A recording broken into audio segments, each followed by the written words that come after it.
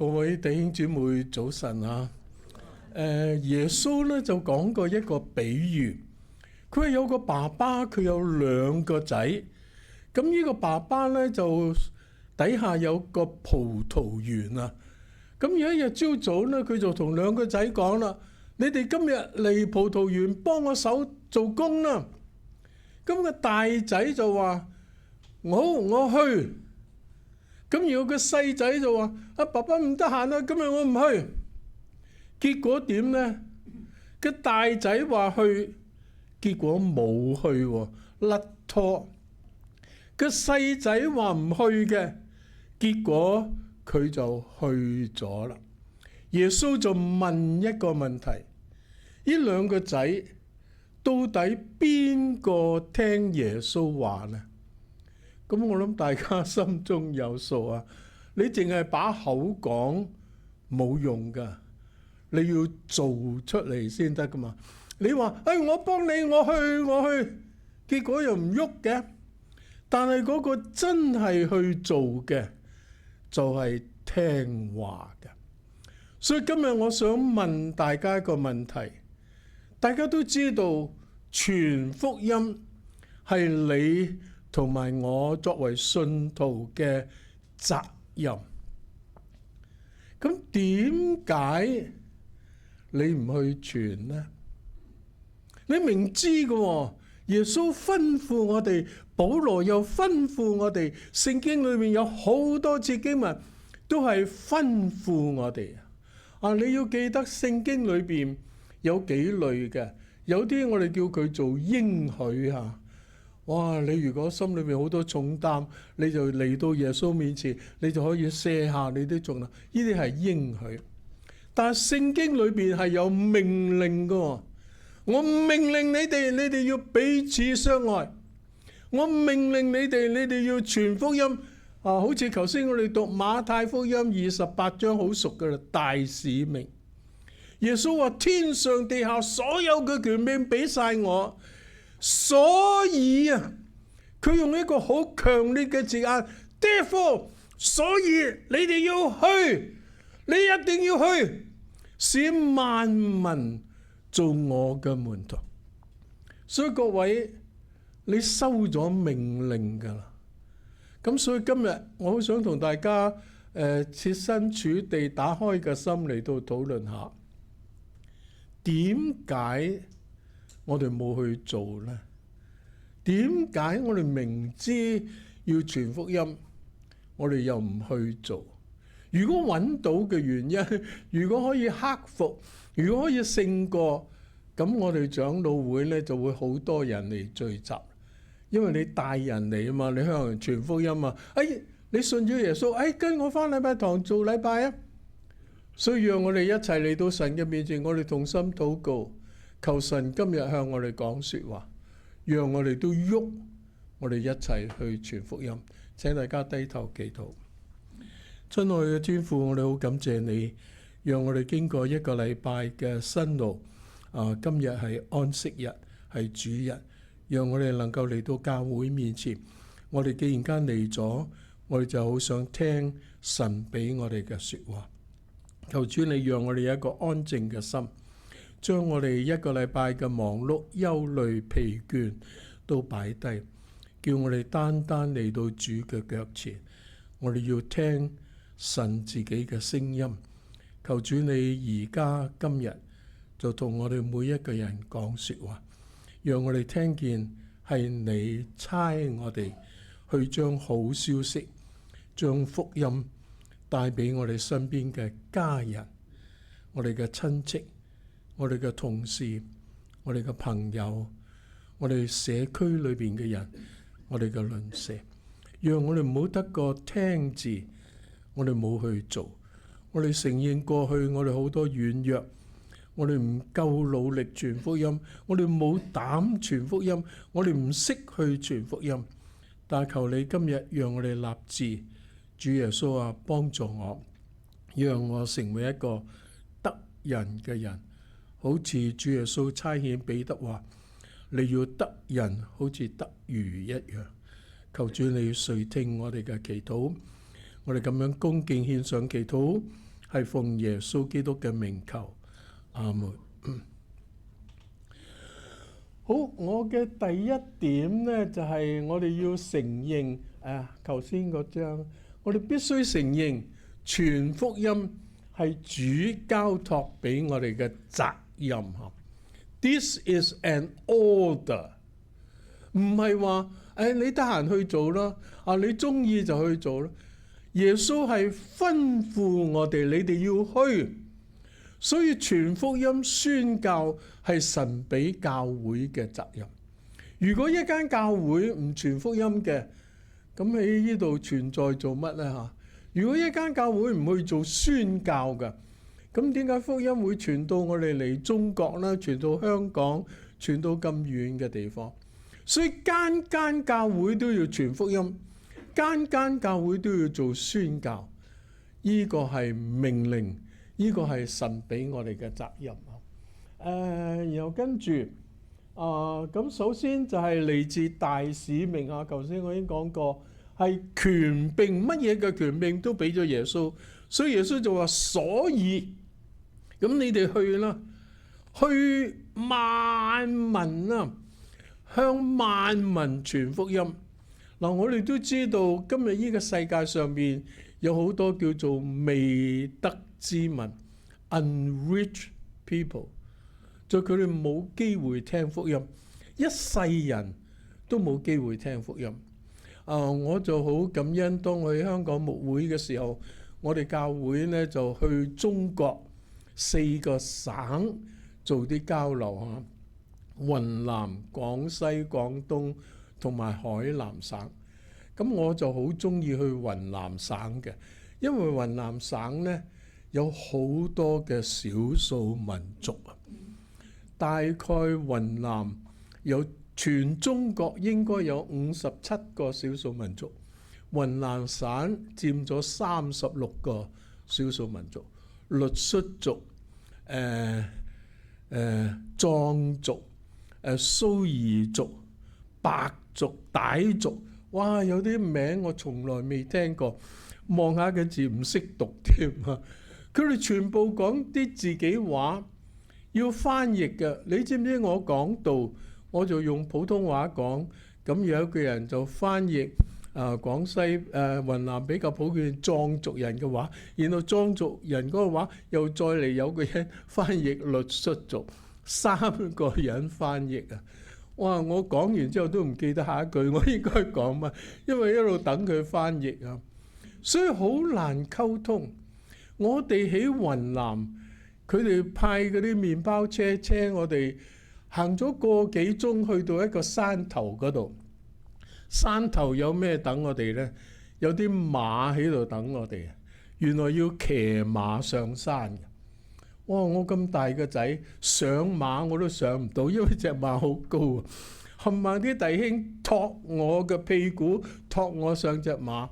咁然後佢哋好緊張，因為我哋呢啲香港人又唔識，未騎過馬噶嘛，驚我哋跌落嚟，所以兩邊呢有4個人托住我哋。上山嘅時候隻馬向上，我哋就向後，所以你嘅頭要烏前。落山嘅時仲啲人驚，如果你向下呢，隻馬好似衝落去咁，你要向後，即係啱啱調轉啊！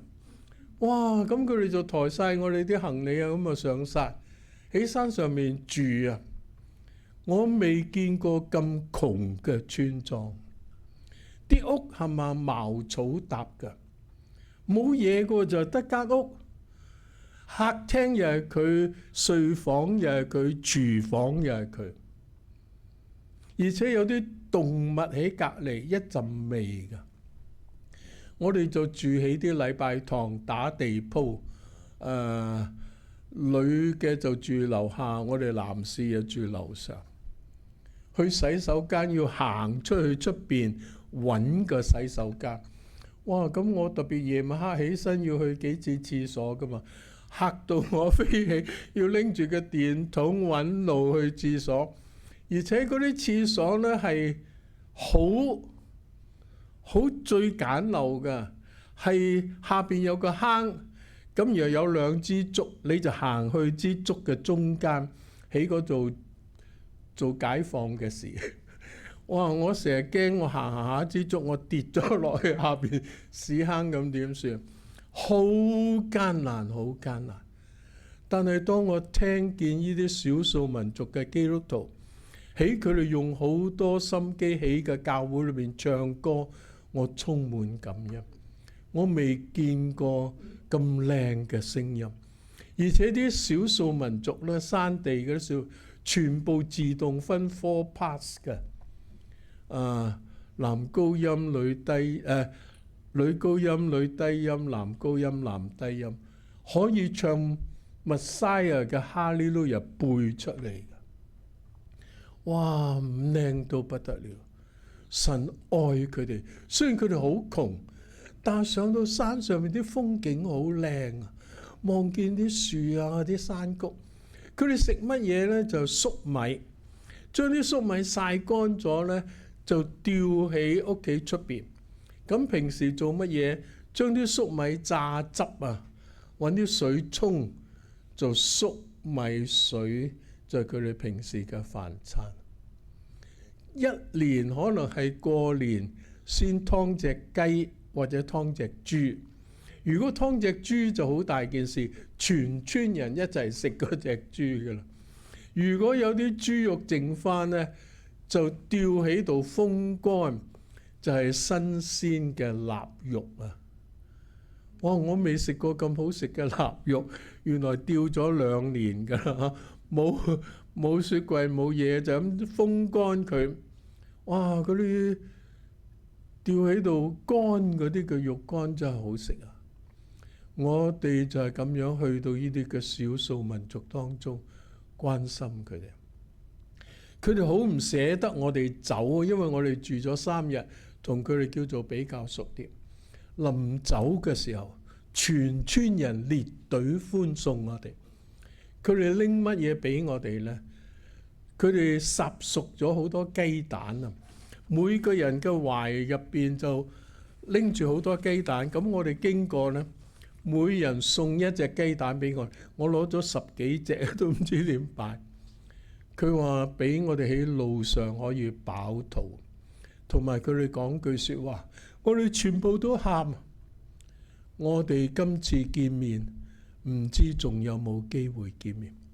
我哋將來喺天家見面。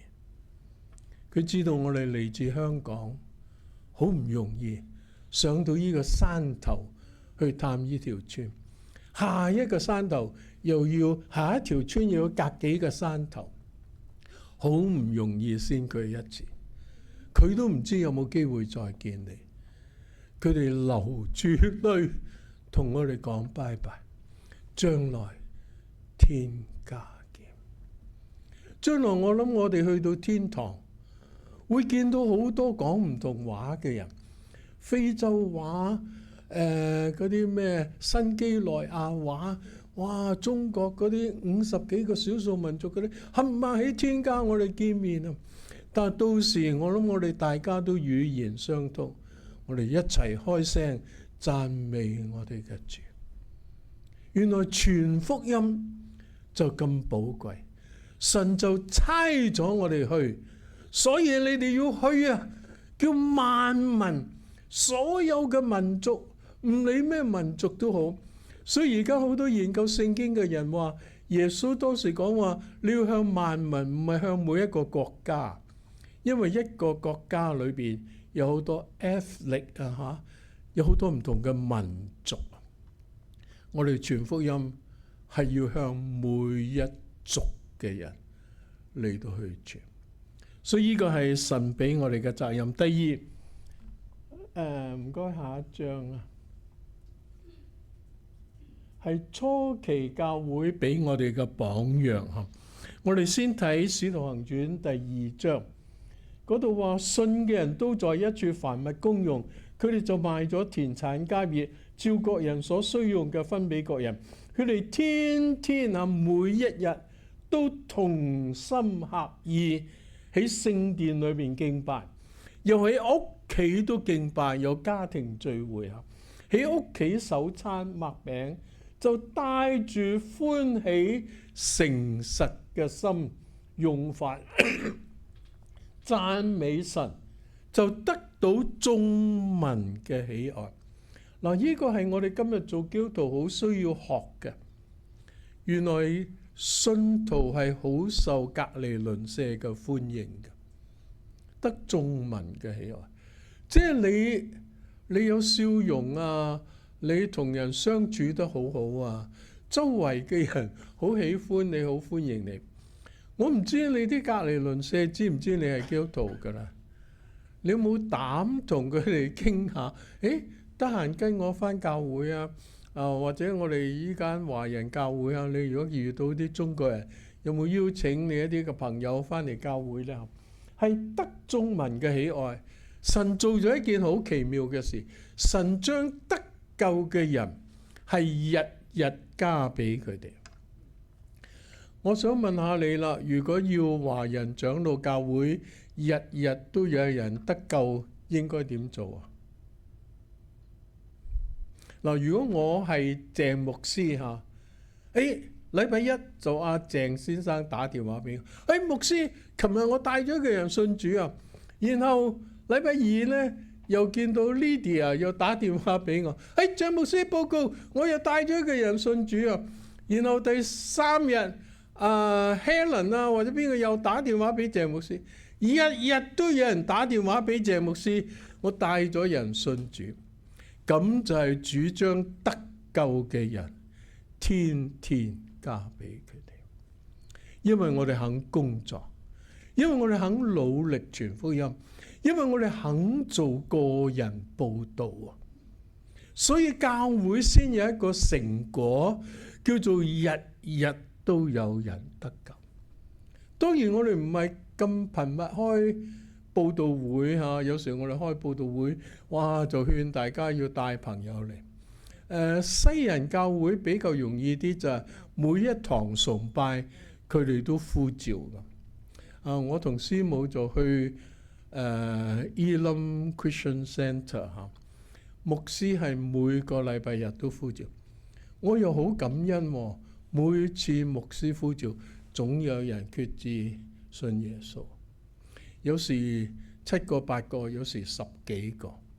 每個禮拜3堂崇拜，朝早2堂，黃昏1場，3堂崇拜，每堂都有人決志信主。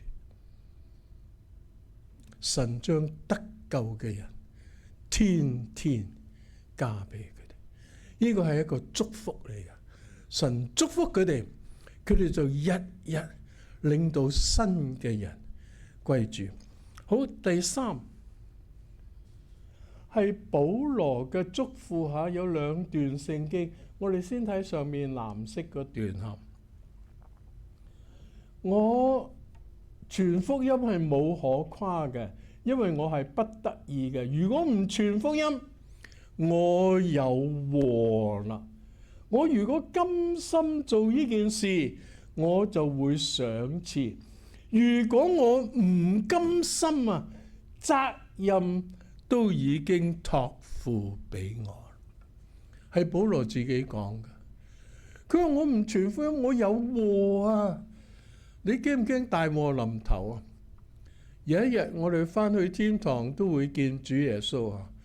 主耶穌就問你啦：你帶咗幾多人信主啊？我記得以前年青嘅時候唱一首歌嚇，唔好空手回天府啊！你只有葉子沒有果子啊！唔好空手翻去見主，帶啲靈魂去見主耶穌，帶你嘅家人，帶你嘅親友去信耶穌。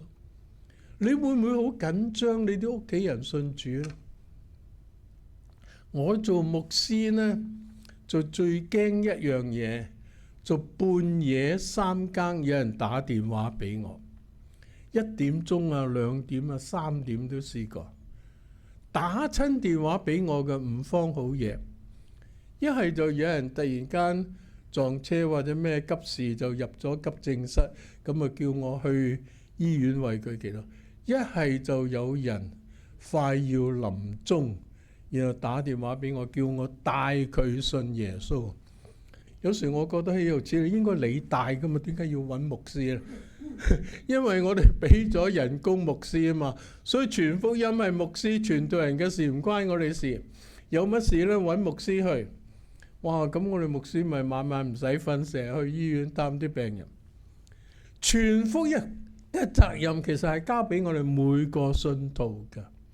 你可以帶人信主。我想問你啦，如果你去到醫院嘅ICU 嗰啲特別危急嘅地方，有個親人喺嗰度就快離世啦，你想帶佢信耶穌，係你自己帶佢，定係你打電話請鄭牧師去帶佢信主啊？我成日同啲弟兄姊妹講，領人歸主係你嘅責任。你應該可以幫佢做決志祈禱，你可以幫佢決志帶佢信主，唔一定要牧師傳道人去㗎。牧師傳道人得一個，點去得咁多啊？神就吩咐我哋每個信徒都可以帶人決志信主，所以你一定要識我點樣傳福音就可以令佢決志信主啦。哇！等到牧師嚟，牧師又塞車啊，又嚟唔到，可能佢已經過咗身啦。咁點算啊？嘅責任喺邊個度啊？所以領人歸主係我哋嘅責任。所以弟兄姊妹，我哋要 take up 我哋嘅責任啊，攞起我哋嘅責任，學點樣去傳福音，學點樣帶人歸主，努力去做。然後下一段。就保羅喺提摩太後書第4章，好多研究聖經嘅人都話提摩太後書係保羅寫嘅最後一卷書，可以話係保羅嘅遺囑啊。佢寫完呢卷書可能幾個月之後，佢就被釘就死啦，殉道。所以提摩太後書保羅語重心長，佢點樣講啊？我喺神面前，並喺審判活人死人嘅基督耶穌面前，憑住佢嘅顯現啊，憑住佢嘅國度，我祝福你，我吩咐你，你務要傳道，無論得時不得時。傳福音唔使擇時機㗎。我而家心情唔好，我唔去傳，得唔得咧？我今日唔開心啊，我唔去傳。無論得時不得時，啱唔啱時機到，你都要去。因為點解啊？佢話並且百般嘅忍耐，各樣嘅教訓，責備人、警戒人、勸勉人，因為時候要到，人會厭煩純正嘅道理，耳朵發癢啊，就聽嗰啲荒謬嘅語言並且掩耳不聽真道，偏向嗰啲言語。你只要凡事謹慎，忍受苦難，做傳道嘅功夫，盡你嘅職分。各位弟兄姊妹，呢個係保羅喺遺囑裏邊吩咐提摩太嘅，無論得時不得時，總要去做。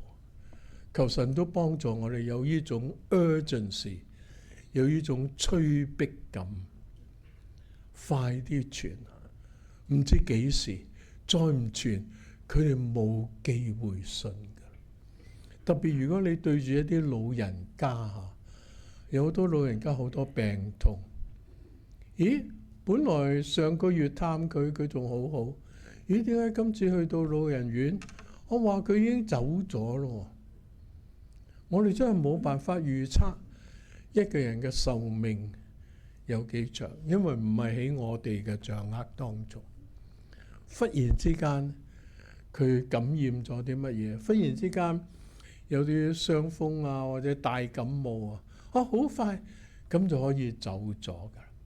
求神俾我哋覺得，我哋真係要努力去做傳福音嘅工作。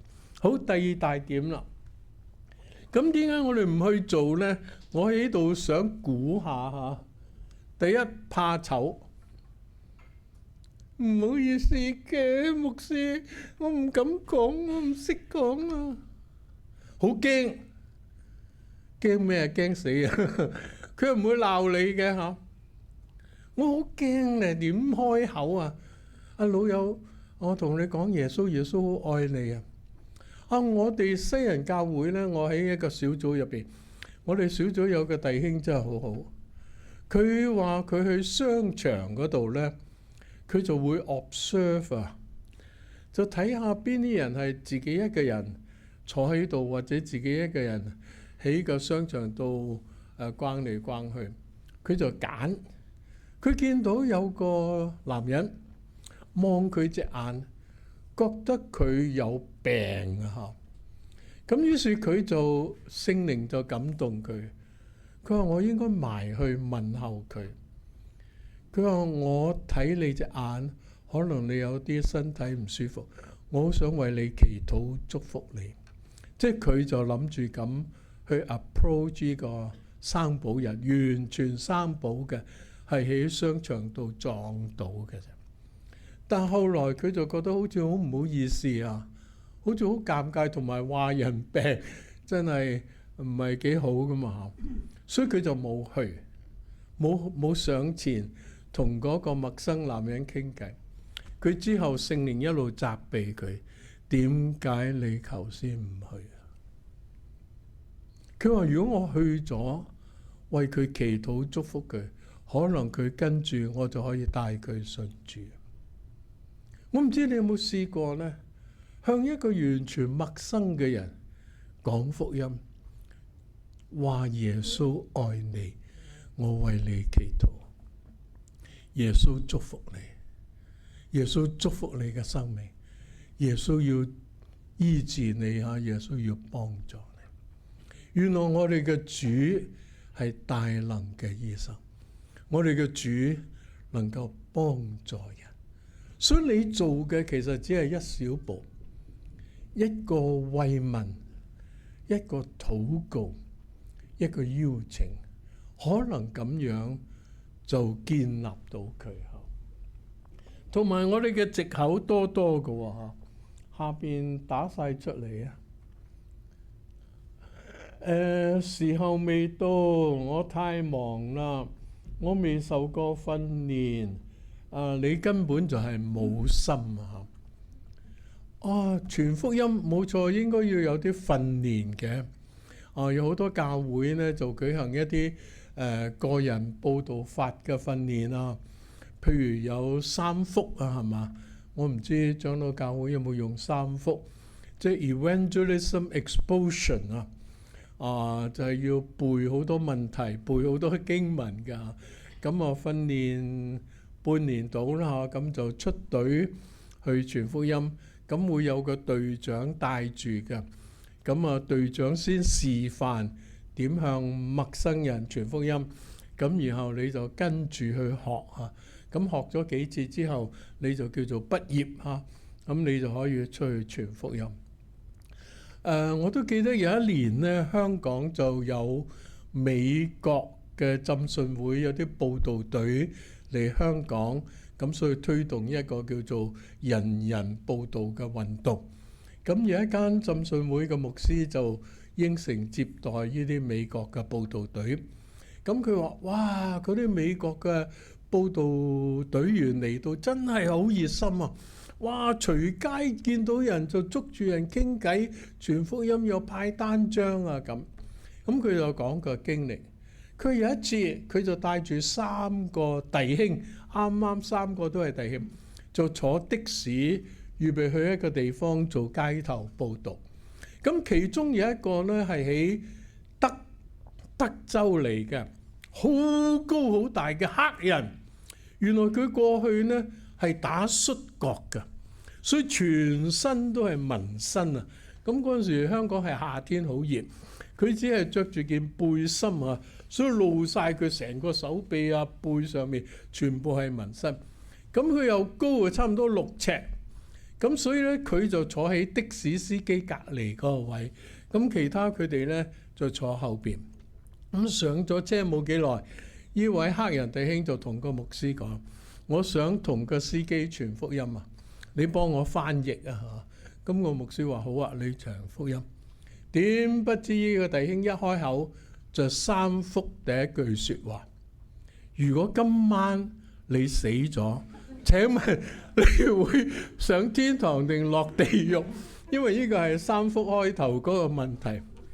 咁於是呢個牧師話：撞板啊，點會問個咁嘅問題？但係冇辦法嘅，要翻譯。於是佢同個司機講：如果今晚你死咗，你會上天堂定落地獄？你估個司機嚇到點啊？佢話叫佢唔好亂嚟啊！我架車冇錢嘅，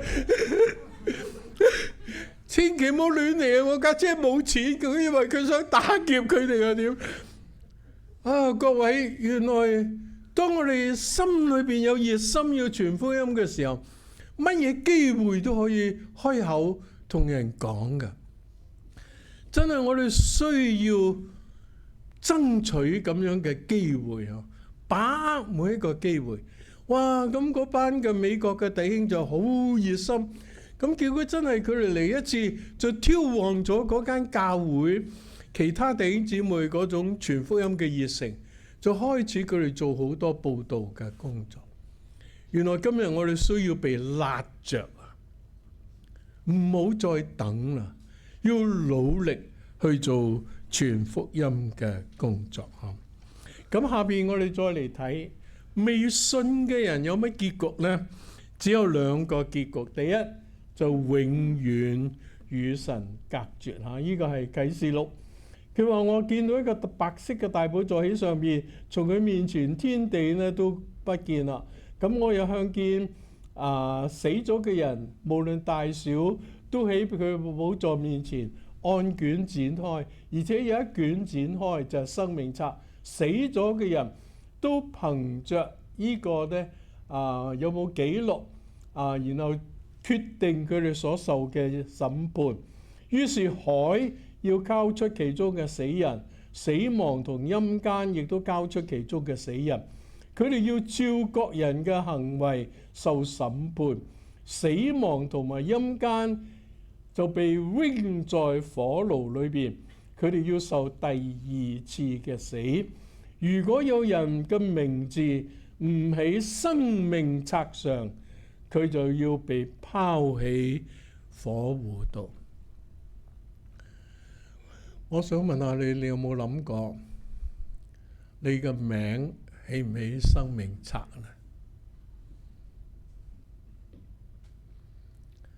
呢？有好多人之所以接受洗禮加入教會，就好想攞一張入天堂嘅入場券啊！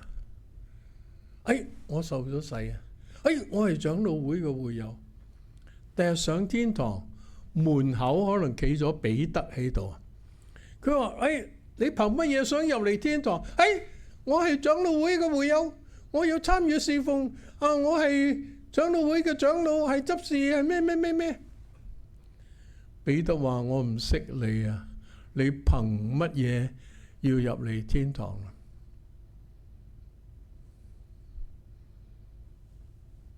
係咪憑你嘅會友身份呢？憑你參與個侍奉？係憑你同耶穌嘅關係啊？耶穌係咪你個人嘅救主？今日我哋唔係信一個 religion， 一個宗教，我哋係進入一個與主耶穌嘅關係裏邊。用國語講就係話，有關係呢就沒關係，沒關係呢就有問題啦，有關係啦。你同耶穌有冇關係啦？如果冇關係，咁啊真係大件事啦。如果你同耶穌有關係，咁就一啲關係都冇啦，一啲問題都冇。我哋要知道主耶穌喺我哋裏邊，我同主喺埋一齊啊！所以呢個就係，如果一個人唔信主，佢嘅結局就真係只有沉淪啊，只有落去火湖裏邊啊。仲有一段添㗎，佢哋冇辦法享受豐盛嘅生命。好多未信嘅人話：而家等我玩下先啦，到我最後臨斷氣之前，我信耶穌咪得咯。佢費事而家咁多嘢又要嚟你哋教會做崇拜，好煩啊！而家俾我玩下先，第日我臨死啦，我就會信耶穌，咁咪咚一聲直接坐直升機上天堂咯。你估你幾時死你自己可以控制嘅咩？到時可能你已經神志不清，或者一場交通意外嘭一聲，咁你就冇咗啦。邊個知道自己點死㗎？你點可以控制㗎？佢哋就唔捨得今日呢個世界啊，所以遲遲唔信耶穌，喺度一路推搪。所以各位唔好等啊，快啲信耶穌，因為你信咗耶穌之後，耶穌應許我哋有豐盛嘅生命。有好多人會好後悔，如果我早信耶穌咁咪好咯。哇！我早幾十年信耶穌，我可以享受多啲。哇！而家臨老先信，好嘥啊！各位，原來耶穌應許我哋係有一個豐盛嘅生命，千祈唔好浪費咗，我哋冇得着呢個豐盛嘅生命。好，咁我哋點算好呢？我哋應該踏出我哋嘅 comfort zone 啊！我哋應該唔好成日韞住喺度唔敢去做，跳出去，我哋可以去做。第一，求主加你膽量，有膽去講耶穌，有膽同人提到主嘅名，呢個同你自己嘅見證有關啊！人哋都唔覺得我係基督徒啊，或者你啲同事當中都冇提過你係信耶穌，突然之間同人講耶穌，啲人會笑你，乜你都係基督徒啊？哇，咁咪好愚！你要生活上面有好嘅表現，你要活出主嘅樣式，然後你同人講就有說服力啊！哇！你咁都叫信耶穌，我就唔信咯。我哋要有膽量。記唔記得喺《使徒行傳》裏面點講啊？佢哋見到彼得、約翰嘅膽量啊，又睇到佢哋係冇學問嘅小民。呢個希臘字呢係表示好藐視佢哋，又未讀過書，又唔識嘢。呢班係即係唔識嘢打魚嘅咁嘅漁夫啊！佢哋算乜嘢？就稀奇啊！認得佢哋係跟過耶穌。哇！跟過耶穌領些不同啊！跟過耶穌，你係有實質㗎。咁又睇見嗰個醫好嘅人係同佢哋一齊企喺度，就冇嘢可以駁。呢班冇讀過書打魚嘅算乜嘢？加利利可以出乜嘢好嘅呢？但係佢哋有耶穌，佢哋嘅生命唔一樣。各位，今日我哋需要係膽量，我哋係跟耶穌嘅，我哋嘅身上有耶穌嘅香氣，有耶穌嘅形象，讓我哋起嚟為主作見證。第二係我哋要同心祈禱啊！喺《使徒行傳》嗰度話，我哋先睇《使徒行傳》1章8節，可唔可以請大家一齊讀下？但聖靈降臨在你們身上，你們就必得着能力，並要在耶路撒冷、猶太全地、撒瑪利亞，直到地極，作我的見證。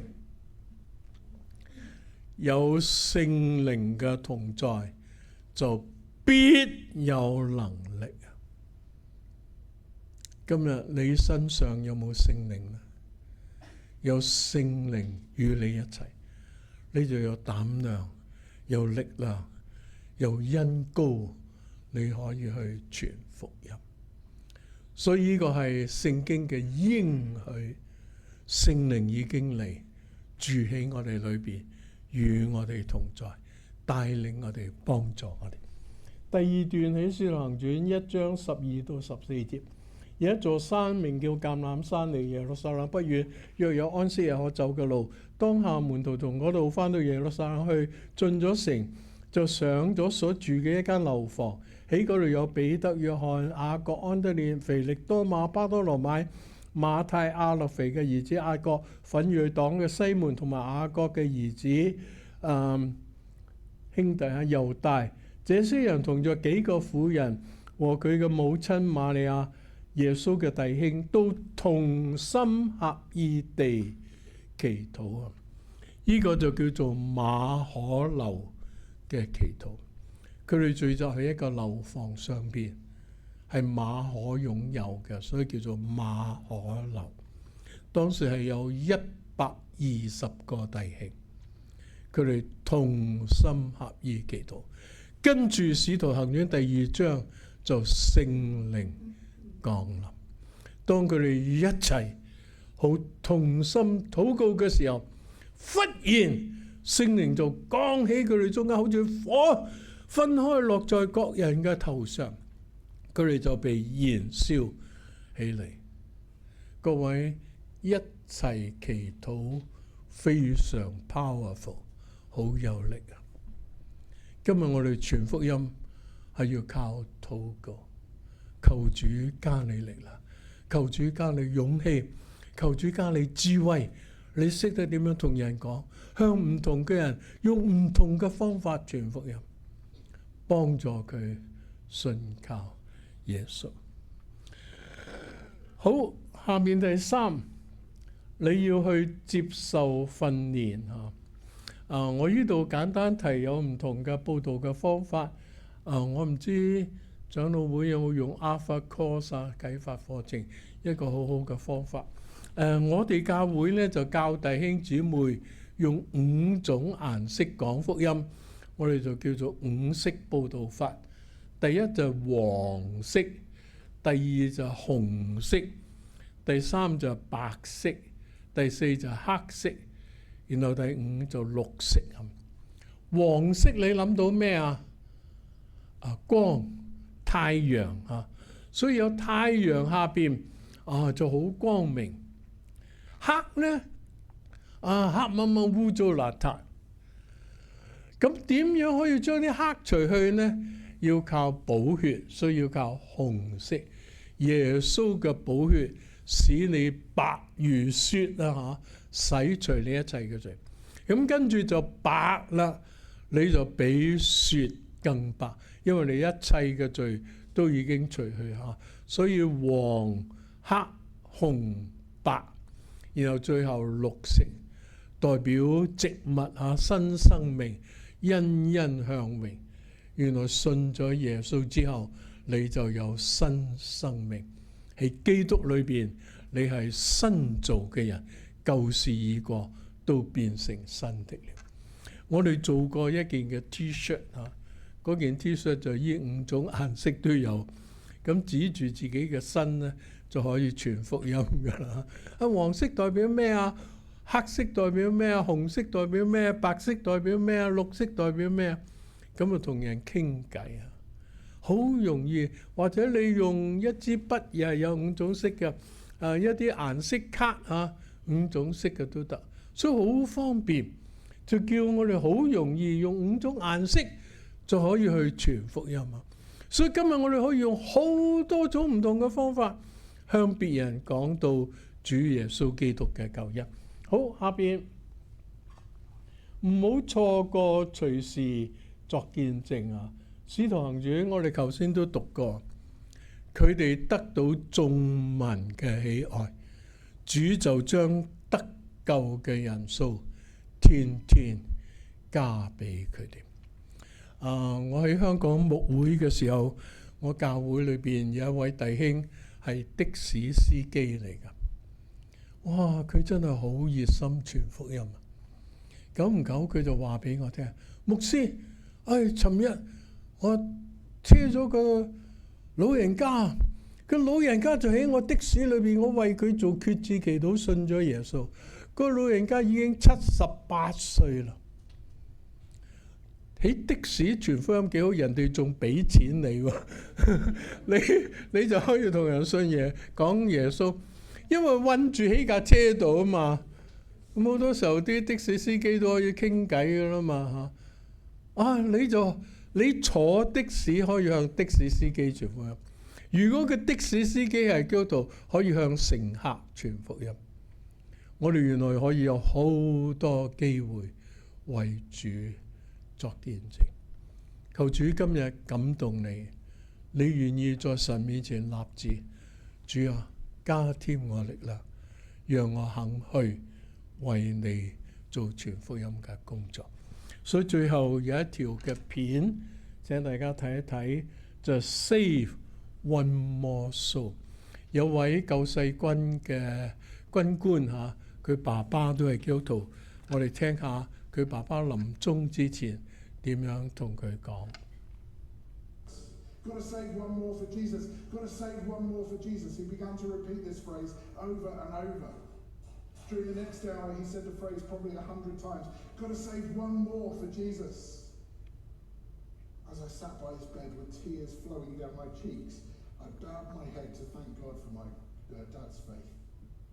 At that moment, Dad reached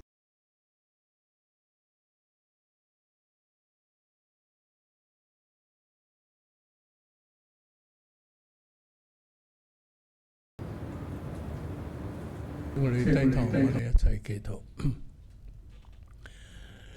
親愛嘅天父，求你都幫助我哋，讓我哋今日聽見呢句説話 ，Save one more for Jesus。呢位嘅牧者，佢嘅爸爸臨終之前按手喺佢嘅頭上，特別為佢祈禱，差遣佢，叫佢要拯救多一個失喪嘅靈魂。求主你今日同樣差遣我哋都要去。喺我哋四周圍有好多屋企人未信主，特別好多時候我哋都掛住我哋嘅爸爸媽媽，我哋其他嘅家人，甚至掛住我哋嘅配偶，我哋嘅兒女仲未信主嘅。求主你差遣我哋去 ，Just say one more for Jesus。讓我哋救多一個寶貴嘅靈魂。求主差派我哋，使用我哋，恭敬將每一位弟兄姊妹交在你嘅手中。求主你賜我哋膽量，叫我哋跳出我哋嘅安舒區，去為你工作。我哋咁樣恭敬獻上祈禱，係奉耶穌基督嘅名求。阿門。想同大家唱一首歌，叫做 People Need the Lord 人們需要主。請大家先睇一睇呢個 video，聽一。